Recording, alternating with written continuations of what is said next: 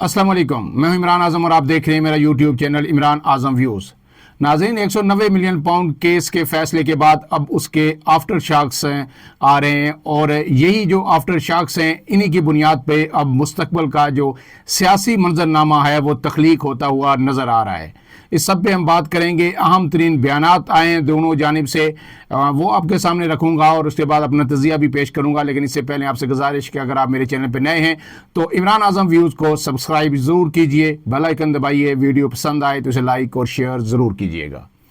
अब आते हैं आज की पहली खबर पे। आज अडयाला जेल में जो GHQ हमला केस है 9 मई को जो कुछ हुआ था GHQ के गेट पे, उसकी समाअत हुई। उससे आपको पता है कि फर्द जुर्म पहले ही आयद हो चुकी है, अब उसका बाकायदा ट्रायल हो रहा है और उसमें जो गवाह पेश किए जा रहे हैं इस्तिगासा की जानिब से, उसमें भी आज एक गवाह को पेश किया गया और फिर कुछ शवाहिद भी पेश किए गए, जिसमें जिस तरह के पहले शवाहिद आए थे, कुछ झंडे डंडे PTI की टोपियाँ हेलमेट वो सब चीज़ें पेश की गई। लेकिन उसके साथ आज भी एक मोबाइल फ़ोन भी वहाँ पे पेश किया गया जो इतने तवील अरसे बाद 9 मई कब गुजरा और आज जो है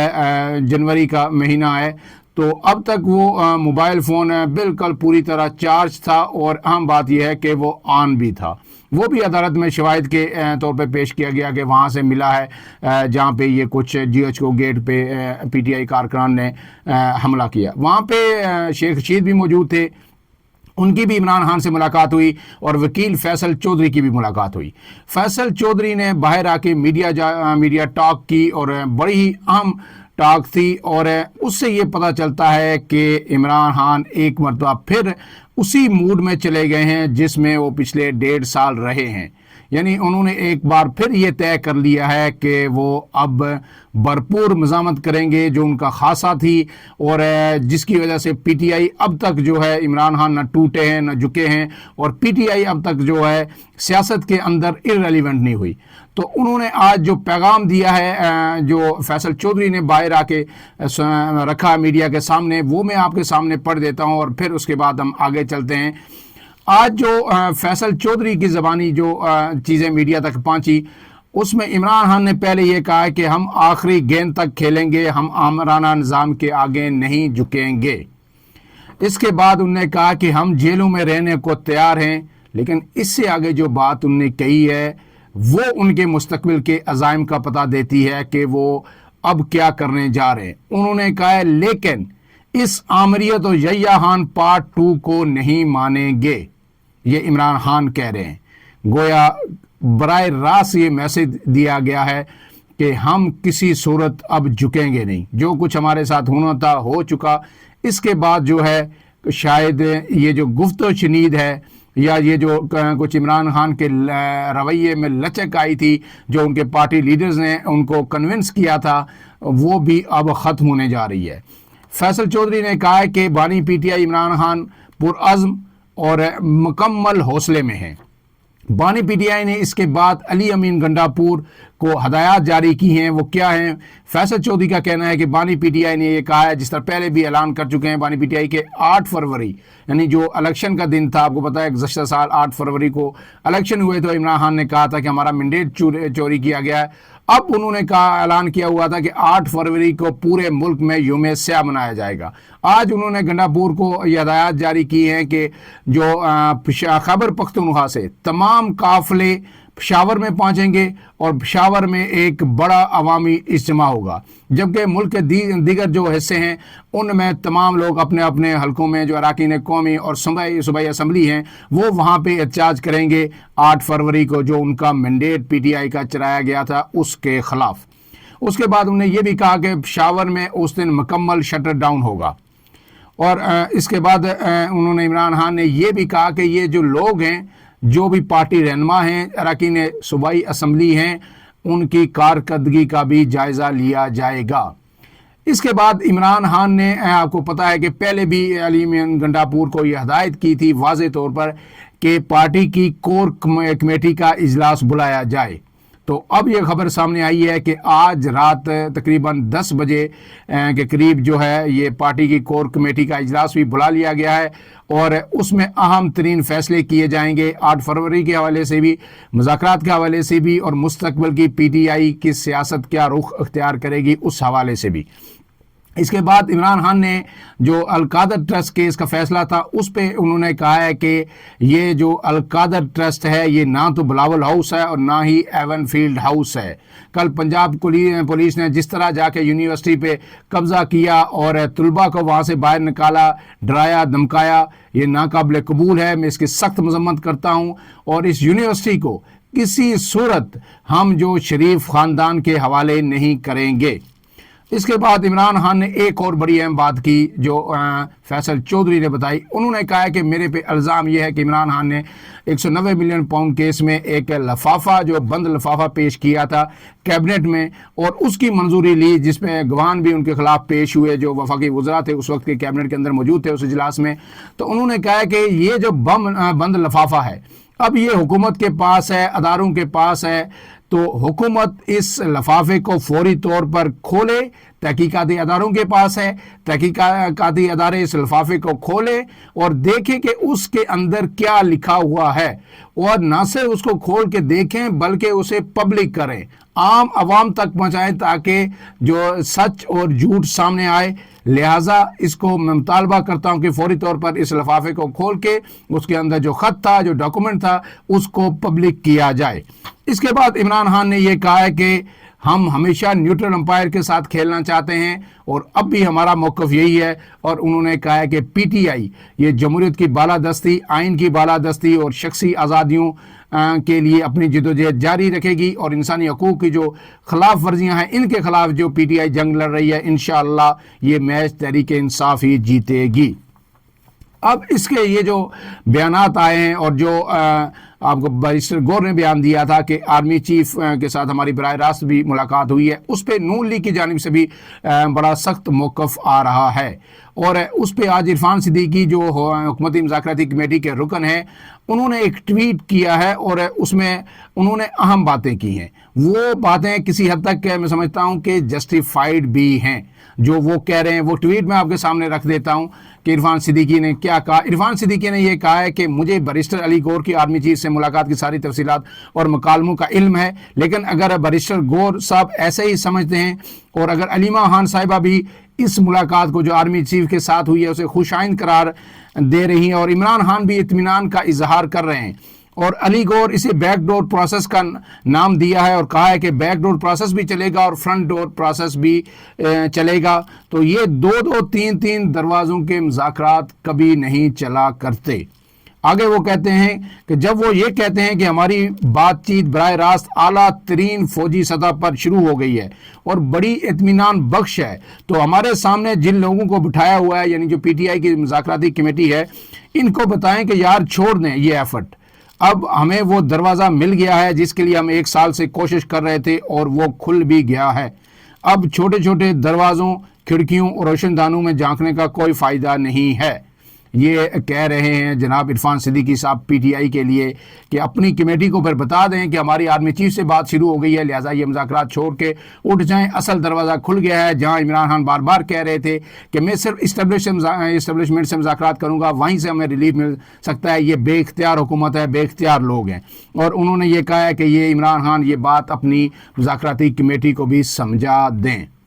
اب اس سے یہ لب و لہجہ، یہ ٹون جو سیٹ ہو رہی ہے یہ بتا رہی ہے کہ جب 1 ہفتے بعد مذاکرات کا چوتھا دور ہوگا جس میں پی ٹی آئی کے مطالبات جو پی ٹی آئی نے رکھے تھے مذاکراتی کمیٹی کے ان کا فیصلہ ہوگا، تو حکومت میرے خیال میں اب اس 190 ملین پاؤنڈ کیس کے بعد کچھ زیادہ دینے کے موڈ میں نظر نہیں آ رہی۔ اب اس میں سوال یہ پیدا ہوتا ہے کہ کیا یہ مذاکرات یکسر ختم ہو جائیں گے، اور اگر یہ ختم ہوں گے تو اس کا نقصان سب سے زیادہ کس کو ہوگا؟ اس ملک کو ہوگا، کہ ایک امید پیدا ہوئی تھی لوگوں کے اندر کہ اس ملک میں مذاکرات کے نتیجے میں سیاسی استحکام آئے گا، وہ استحکام کی جو کوشش ہے، جو خواہش ہے لوگوں کی، اس پر پانی پھر جائے گا، اور پھر پی ٹی آئی اگر پوری قوت کے ساتھ وہی احتجاج، وہی جلوس، وہی بیانات، وہی کچھ شروع کر دیتی ہے تو ملک میں اسٹیبلٹی کبھی بھی نہیں آئے گی، جس کی ہر بندے کو امید تھی۔ कारोबारी तबके को, ताजर को, सियासतदानों को, तलबा को, और हर जगह यानी एक रिसेशन है चल रहा है इस अनारकी की वजह से, और इस जो स्टेबिलिटी मुल्क के अंदर नहीं आ रही, तो वो सब चीज़ें जो है वो एकदम रुक जाएंगी और उसका बराह रास्त इस मुल्क को नुकसान होगा। अब इस सारे में आज जो पीटीआई का इजलास हो रहा है कोर कमेटी का, वो बड़ा ही अहम है, और उसमें उसके जो फैसले जब सामने आएंगे तो फिर हम उस पर मज़ीद बात करेंगे। लेकिन इसके साथ साथ जो आज एक अहम बयान आया है अमीर जमात इस्लामी की जानिब से, उन्होंने, हालांकि इन दिनों आपको पता है कि मज़ामत क्यों नहीं करते या मजम्मत क्यों नहीं करते, बेसिकली जो पीटीआई जो जमात इस्लामी ट्रोलिंग कर रही थी पीटीआई को कि जो ट्रंप का जो बयान है फ़लस्तीन के हवाले से और इसराइल की हमायत में, आप उसकी मजम्मत क्यों नहीं करते। तो एक सोशल मीडिया पर बड़ी ज़बरदस्त वार चल रही है पीटीआई और जमात इस्लामी के दरमियान। लेकिन उसके बावजूद आज कराची में खिताब करते हुए अमीर जमात इस्लामी जो हाफ़िज़ नईम उर रहमान है,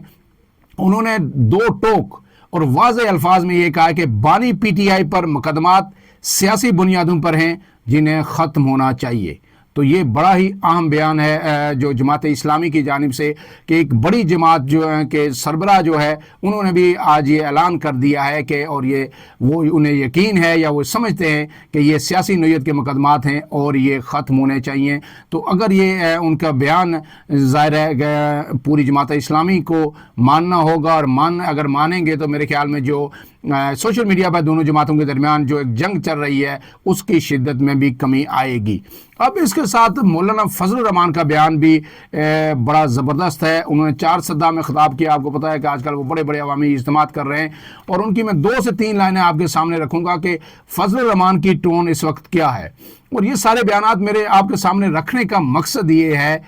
कि क्या जब ये लोग अगर किसी एक मुद्दे पे इकट्ठे हो जाते हैं, इसके बाद पीटीआई, जमात इस्लामी, मौलाना फजल रहमान, या ये जो अगर नहीं भी इकट्ठे होते, तो इनके जो बयानात हैं, इनके पीछे लोग हैं, बहुत बड़ी तादाद इनके फॉलोअर्स की है। तो क्या इस्टेब्लिशमेंट इस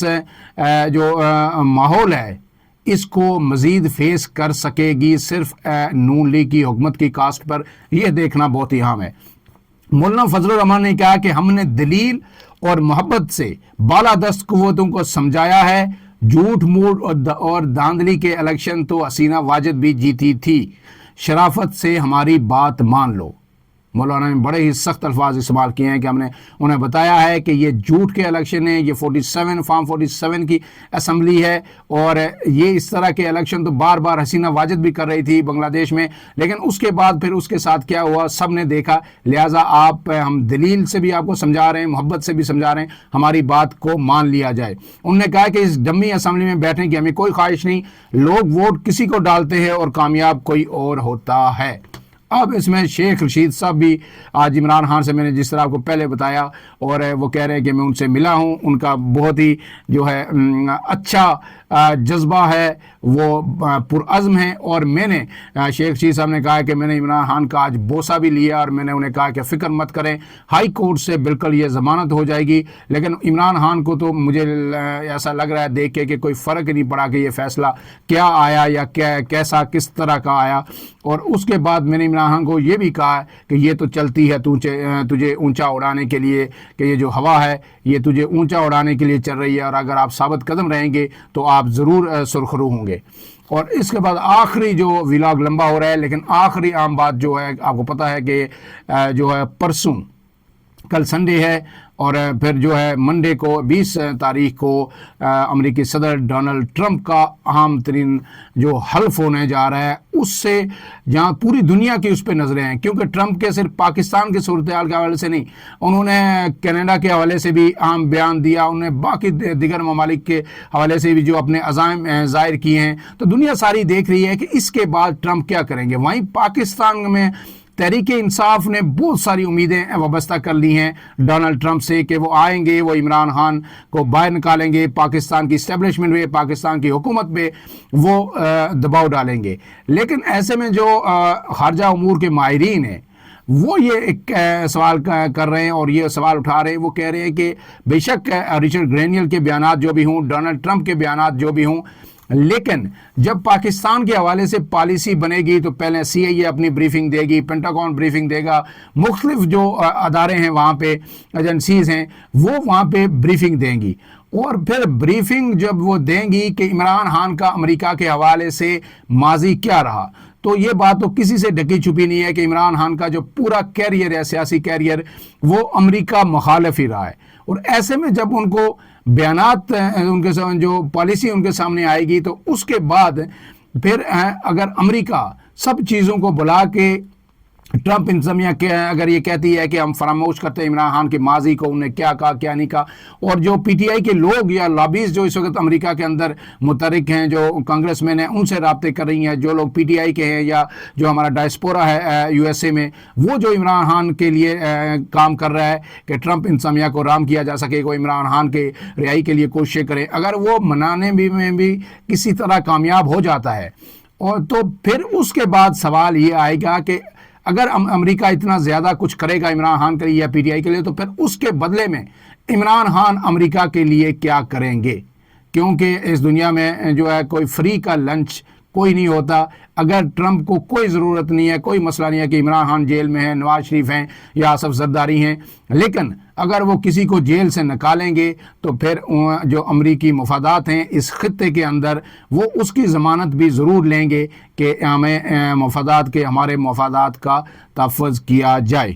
اب پھر جو یہ نعرہ تھا عمران خان کا کہ ہم کوئی غلام ہیں، تو اس نعرے کا کیا بنے گا اگر عمران خان کسی ڈیل کی صورت میں باہر آتے ہیں یا امریکی مداخلت کے نتیجے میں باہر آتے ہیں؟ سر دست تو عمران خان کا جو ایک دفعہ پھر لب و لہجہ بتا رہا ہے کہ وہ جلدی جیل سے باہر آنے کے لیے تیار نہیں ہیں، اور اگر تیار ہیں بھی تو کسی ڈیل کے تاثر کے ساتھ یا ان آروں کے ساتھ باہر نہیں آنا چاہتے۔ مزید اس حوالے سے جو ہی اپڈیٹس ہوں گی آپ کے سامنے رکھیں گے۔ فی الحال کے لیے اتنا ہی۔ اپنے میزبان عمران اعظم کو اجازت دیجیے۔ اللہ حافظ۔